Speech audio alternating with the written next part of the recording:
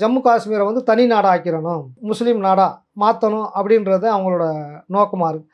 அதுக்காகத்தான் இவங்க வந்து தொடர்ந்து வந்து இதை வந்து இந்த இந்த தீவிரவாத நடவடிக்கை நடத்திக்கிட்டு இருக்கதா. ஜம்மு காஷ்மீர் ஸ்டேட்டை எப்போவுமே வந்து ஒரு டேஞ்சரான ஸ்டேட்டாக காட்டணுன்றது இந்த தீவிரவாத நோக்கம் சார். அதை வந்து ஒரு பீஸ்ஃபுல்லான ஒரு அமைதியான மாநிலமாகவோ இது மாதிரியே காட்டக்கூடாது. அங்கே வந்து தீவிரவாதம் இருக்குது, எப்பயும் டேஞ்சர் இருக்குது அப்படின்ற மாதிரி உலகுக்கு காட்டணும்.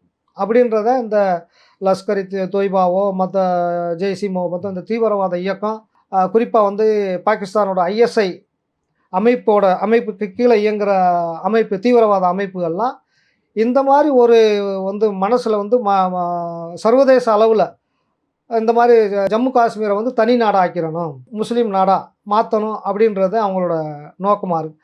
அதுக்காகத்தான் இவங்க வந்து தொடர்ந்து வந்து இதை வந்து இந்த இந்த தீவிரவாத நடவடிக்கை நடத்திக்கிட்டு இருக்கதா நான் நம்புகிறேன் சார். அமித்ஷா நேற்றே அங்கே போயிட்டார், டெல்லியிலேருந்து. அங்கே ஜம்மு காஷ்மீர்லேருந்து செக்யூரிட்டி மீட்டிங்கெல்லாம் நடந்துக்கிட்டு இருக்காங்க. அதை ஆய்வு நடந்ததுக்கப்புறம் அதுக்கான என்ன நடவடிக்கை எடுக்கணும் அப்படின்றத வந்து நம்ம பாதுகாப்பு அமைச்சகம், உள்துறை அமைச்சகமும் முடிவு பண்ணுவாங்க சார்.